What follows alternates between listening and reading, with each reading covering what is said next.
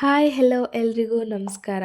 ಯಾವತ್ತಾದರೂ ಒಂದಿನ ನೀವು ನಿಮ್ಮ ಮನೇಲಿ ಹಾಗಲಕಾಯಿ ಗೊಜ್ಜಾಗಲಿ ಅಥವಾ ಹಾಗಲಕಾಯಿ ಸಾಂಬಾರಾಗಲಿ ಮಾಡಿದಾಗ ಎಲ್ಲರೂ ಇಲ್ಲ ಬೇಡ ತುಂಬ ಕಹಿ ಇರುತ್ತೆ ಅಂತ ಸಾಮಾನ್ಯವಾಗಿ ಎಲ್ಲರ ಮನೇಲೂ ನಡೆಯೋ ಕಥೆನೇ. ನಾನಿವತ್ತು ನಿಮಗೆ ತೋರಿಸ್ಕೊಡೋ ರೀತಿ ಏನಾದರೂ ಮಾಡಿ ಹಾಕಿದ್ದೀರಾ ಅಂದರೆ ಕಹಿ ಇದೆ ಅಂತ ಒಬ್ಬರು ಸಹ ಹೇಳಲ್ಲ. ಆ ಥರ ತಿಂದು ಎಲ್ಲ ಫಿನಿಷ್ ಮಾಡಿಬಿಡ್ತಾರೆ. ಬನ್ನಿ ತೋರಿಸ್ಕೊಡ್ತೀನಿ ನಾನಿವತ್ತು ಹಾಗಲಕಾಯಿ ಗೊಜ್ಜನ್ನ ಕಹಿ ಇಲ್ದಂಗೆ ಹೇಗೆ ಮಾಡಬೇಕು ಅನ್ನೋದನ್ನ. ಅದಕ್ಕೂ ಮೊದಲು ನಮ್ಮ ಚಾನಲ್ನ ಯಾರೆಲ್ಲ ನೋಡ್ತಾ ಇದ್ದೀರಾ ದಯವಿಟ್ಟು ಸಬ್ಸ್ಕ್ರೈಬ್ ಮಾಡ್ಕೊಳ್ಳಿ. ವಿಡಿಯೋ ಸ್ಕಿಪ್ ಮಾಡ್ದಂಗೆ ನೋಡಿ. ನೀವು ಒಂದ್ಸಲ ಟ್ರೈ ಮಾಡಿ ಹೇಗಿತ್ತು ಅಂತ ಕಮೆಂಟ್ ಮಾಡೋದನ್ನ ಮಾತ್ರ ಮರಿಬೇಡಿ. ಬನ್ನಿ ತೋರಿಸ್ಕೊಡ್ತೀನಿ. ಮೊದಲಿಗೆ ನಾನಿವಾಗ ಒಂದೆರಡು ಹಾಗಲಕಾಯಿ ತೊಗೊಂಡ್ಬಿಟ್ಟು ಈ ಥರ ರೌಂಡ್ ಶೇಪಲ್ಲಿ ಕಟ್ ಮಾಡ್ಕೊತಾ ಇದ್ದೀನಿ. ತದನಂತರ ಇವಾಗ ಇದರಲ್ಲಿರೋ ಎಲ್ಲ ಸೀಡ್ಸ್ನೆಲ್ಲ ತೆಗೆದು ಸೆಪ್ರೇಟ್ ಮಾಡ್ಕೊತಾ ಇದ್ದೀನಿ ನಾನು. ಅದು ಬೀಜ ಎಲ್ಲ ಹಾಕಿದಷ್ಟು ಸಾಂಬಾರಿನ ಕಹಿ ಆಗುತ್ತೆ. ತದನಂತರ ಈ ಥರ ಎಲ್ಲ ಸೆಪ್ರೇಟ್ ಮಾಡಿದ ನಂತರ ಈ ಥರ ಹಾಗಲಕಾಯಿನ ಸಣ್ಣದಾಗಿ ಹಚ್ಕೋಬೇಕಾಗತ್ತೆ. ನಿಮಗೆ ಯಾವ ಸೈಜಲ್ಲಿ ಬೇಕೋ ಆ ಸೈಜಲ್ಲಿ ಕಟ್ ಮಾಡ್ಕೊಳ್ಳಿ. ತದನಂತರ ಇವಾಗ ಕಟ್ ಮಾಡಿದ್ದೆಲ್ಲ ಹಾಗಲಕಾಯಿ ಒಂದು ಪಾತ್ರೆಗೆ ಹಾಕಿಬಿಟ್ಟು ಅದು ಎಲ್ಲ ಮುಳುಗೋ ಅಷ್ಟು ನೀರು ಹಾಕ್ತಾಯಿದ್ದೀನಿ. ಹಂಗೆ ಇದಕ್ಕೆ ಒಂದು ಸ್ಪೂನಷ್ಟು ಉಪ್ಪು ಹಾಕ್ಕೋತಾ ಇದ್ದೀನಿ. ಅದ್ರ ಜೊತೆ ಮತ್ತು ಒಂದು ನಿಂಬೆಹಣ್ಣು ಗಾತ್ರದಷ್ಟು ಹುಣಸೆಹಣ್ಣು ಸಹ ಹಾಕ್ಕೋತಾ ಇದ್ದೀನಿ. ಈ ಥರ ಎಲ್ಲ ನೀಟಾಗಿ ಮಿಕ್ಸ್ ಮಾಡ್ಕೊಂಬಿಟ್ಟು ತದನಂತರ ಏನಿಲ್ಲ ಅಂತಂದರೂ ಒಂದು 10 ನಿಮಿಷದ ಕಾಲ ಸ್ಟವ್ ಮೇಲಿಟ್ಟು ಇದನ್ನು ಬೇಯಿಸ್ಕೋಬೇಕಾಗತ್ತೆ. ಈ ಥರ ಮಾಡಿದ್ರೇ ಕಹಿ ತುಂಬ ಕಮ್ಮಿ ಆಗೋದು. ಹಾಗಲಕಾಯಿ ಎಲ್ಲ ಬೇಯೋ ಅಷ್ಟರಲ್ಲಿ ನಾನೊಂದು ಸ್ವಲ್ಪ ತರಕಾರಿನ ಹಚ್ಚಿಟ್ಕೋತಾ ಇದ್ದೀನಿ. ಒಂದು 7 ಹಸಿಮೆಣಸಿನ್ಕಾಯಿ, 3 ಟೊಮ್ಯಾಟೊ ಮತ್ತು ಒಂದೆರಡು ಈರುಳ್ಳಿನ ಹಚ್ಚಿ ಸೈಡಿಗೆ ಎತ್ತಿಟ್ಕೋತಾ ಇದ್ದೀನಿ ಇವಾಗ. ಹಂಗೆ ಒಂದು ಸ್ವಲ್ಪ ಹುಣಸೆ ಹಣ್ಣನ್ನ ನೀಟಾಗಿ ತೊಳೆದು ಒಂದು 5 ನಿಮಿಷ ನೆನೆಯೋಕ್ಕೆ ಇಡ್ತಾ ಇದ್ದೀನಿ ಇವಾಗ. ಮತ್ತು ಇವಾಗ ನಾವು ಆವಾಗಲೇ ಬೇಯಿಸಿಕ್ಕಿಟ್ಟಿರೋಂತಹ ಹಾಗಲಕಾಯಿ ಸಹ ನೀಟಾಗಿ ಬೆಂದೈತೆ. ನೋಡಿ ಇವಾಗ ನಾನು ನಿಮಗೆ ತೋರಿಸ್ಕೊಡ್ತಾ ಇದ್ದೀನಲ್ಲ, ಈ ಥರ ಸ್ಮೂತಾಗಿ ನೀಟಾಗಿ ಬೆಂದಿದೆ. ಇವಾಗಿದು ಹಾಗಲಕಾಯಿ ಮತ್ತು ನೀರನ್ನ ಸೆಪ್ರೇಟ್ ಮಾಡಿಟ್ಕೋತೀನಿ. ನಂತರ ಇವಾಗ ಒಂದು ಕಡಾಯಿ ಇಟ್ಟು ಆ ಕಡಾಯಿಗೆ ಒಂದೆರಡು ಸ್ಪೂನಷ್ಟು ಎಣ್ಣೆ ಹಾಕ್ತಾಯಿದ್ದೀನಿ ಮತ್ತು ಒಂದು ಸ್ವಲ್ಪ ಸಾಸಿವೆ ಸೇರಿಸ್ಕೊತಾ ಇದ್ದೀನಿ.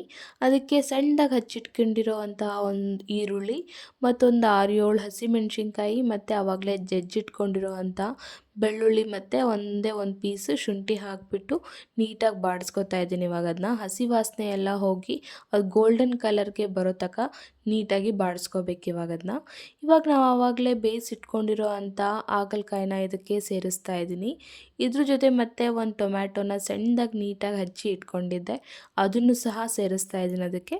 ಮತ್ತು ಒಂದು ಅರ್ಧ ಸ್ಪೂನಷ್ಟು ಅರಿಶಿನ ಸೇರಿಸ್ತಾ ಇದ್ದೀನಿ, 1 ಸ್ಪೂನಷ್ಟು ಅಚ್ಕಾರದ ಪುಡಿ ಮತ್ತು 1.5 ಸ್ಪೂನಷ್ಟು ಧನಿಯಾ ಪೌಡರ್ ಸಹ ಸೇರಿಸ್ತಾ ಇದ್ದೀನಿ. ನಿಮಗೆ ಬೇಕು ಅನ್ನಂಗಿದ್ರೆ ಇದಕ್ಕೆ ಗರಂ ಮಸಾಲ ಸಹ ಹಾಕ್ಕೋಬೋದು. ತದನಂತರ ಆವಾಗಲೇ ನೆನೆಸಿಟ್ಟಿದ್ದಂತಹ ಹುಣಸೆಹಣ್ಣು ಜ್ಯೂಸ್ ಮಾಡಿಕೊಂಡು ಅದು ಸಹ ಇದ್ರ ಜೊತೆ ಹಂಗೆ ಸೇರಿಸ್ಕೊತಾ ಇದ್ದೀನಿ.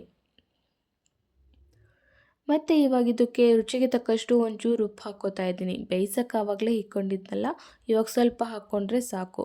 ಮತ್ತು ಅದಕ್ಕೆ ಇವಾಗ ಬೆಲ್ಲ ಸಹ ಸೇರಿಸ್ಕೊತಾ ಇದ್ದೀನಿ. ಬೆಲ್ಲ ಹಾಕಿದ್ರೆ ಟೇಸ್ಟ್ ಬರುತ್ತೆ, ಈ ಕಡೆ ಕಹಿ ಸಹ ತುಂಬ ಕಮ್ಮಿ ಆಗುತ್ತೆ. ತದನಂತರ ಒಂದು ಕಪ್ಪಿಗೆ ಹಾಕುವಷ್ಟು ಕಾಯಿನ ತುರಿದು ಇಟ್ಕೊಂಡಿದ್ದೆ ನಾನು, ಅದನ್ನು ಸಹ ಸೇರಿಸ್ತಾ ಇದ್ದೀನಿ ಇವಾಗ. ಕಾಯಿ ಲಾಸ್ಟಿಗೆ ಹಾಕಿದ್ರೆ ಚೆನ್ನಾಗಿರುತ್ತೆ. ತದನಂತರ ಒಂದು ಸ್ವಲ್ಪ ಕಟ್ ಮಾಡಿ ಇಟ್ಕೊಂಡಿರೋ ಅಂಥ ಕೊತ್ತಂಬರಿ ಸೊಪ್ಪನ್ನ ಸಹ ಉದುರಿಸ್ತಾ ಇದ್ದೀನಿ. ಇವಾಗ ಇದನ್ನು ಒಂದು 5 ನಿಮಿಷ ನೀಟಾಗಿ ಫ್ರೈ ಮಾಡ್ಕೊಂಬಿಟ್ಟು ಒಂದು 5 ನಿಮಿಷ ಒಂದು ಪ್ಲೇಟ್ ಮುಚ್ಚಿಬಿಟ್ಟು ಅದೆಲ್ಲ ನೀಟಾಗಿ ಫ್ರೈ ಆಗೋಕ್ಕೆ ಬಿಡಬೇಕು ಅದನ್ನು. ಅಷ್ಟರಲ್ಲಿ ಹಾಗಲಕಾಯಿ ಗೊಜ್ಜು ತಯಾರಾಯಿತು. ಇವಾಗ ನಾನು ಬಿಸಿ ಚಪಾತಿನೂ ಮಾಡಿಟ್ಕೋತಾ ಇದ್ದೀನಿ. ಈ ಚಪಾತಿ ಹಸಿಟ್ಟನ್ನ ನಾನು ಹಾಗಲಕಾಯಿ ಫ್ರೈ ಸ್ಟಾರ್ಟ್ ಮಾಡೋಕ್ಕೆ ಮುಂಚೆನೇ ಒಂದು ಸ್ವಲ್ಪ ಹೊತ್ತು ನೀಟಾಗಿ ನಾದ್ಕೊಳ್ಳಿ ಅಂತ ಆವಾಗಲೇ ಕಲಸಿಟ್ಟಿದ್ದೆ. ತದನಂತರ ಇವಾಗ ಈ ಹಾಗಲಕಾಯಿ ಗೊಜ್ಜು ಚಪಾತಿ ಜೊತೆ ನಿಜವಾಗ್ಲೂ ತುಂಬಾ ಚೆನ್ನಾಗಿರುತ್ತೆ. ನಿಮಗಿಷ್ಟ ಆಗಂಗಿದ್ರೆ ರೊಟ್ಟಿ ಜೊತೆ ಸಹ ನೀವು ಮಾಡ್ಕೋಬೋದು. ಈ ಥರ ಏನಾದರೂ ಹಾಗಲಕಾಯಿ ಗೊಜ್ಜು ಒಂದು ಸಲ ಟ್ರೈ ಮಾಡಿದ್ರೆ ಎಲ್ಲರೂ ಮನೇಲಿ ತುಂಬ ಅಂದರೆ ತುಂಬಾ ಇಷ್ಟಪಟ್ಟು ತಿಂತಾರೆ. ಕಹಿ ಅನ್ನೋ ಮಾತೇ ಬರಲ್ಲ ಯಾರ ಬಾಯಲ್ಲೂ, ತುಂಬ ಚೆನ್ನಾಗಿರುತ್ತೆ. ಹಂಗೆ ಇದ್ರ ಜೊತೆ ಒಂಚೂರು ಚಟ್ನಿ ಪುಡಿ ನೆಂಚ್ಕೊಂಡ್ರೆ ಟೇಸ್ಟ್ ಇನ್ನೂ ಡಬಲ್ ಆಗುತ್ತೆ, ಸಖತ್ತಾಗಿರುತ್ತೆ. ಚಟ್ನಿ ಪುಡಿ ರೆಸಿಪಿ ಹೇಗೆ ಮಾಡಬೇಕು ಅನ್ನೋದು ನಿಮಗೆ ಗೊತ್ತಿಲ್ಲ ಅಂತಂದರೆ ನಾನು ಆಲ್ರೆಡಿ ವಿಡಿಯೋ ಮಾಡಿ ಹಾಕಿದ್ದೀನಿ, ಅದನ್ನು ನೋಡಿ. ಧನ್ಯವಾದಗಳು.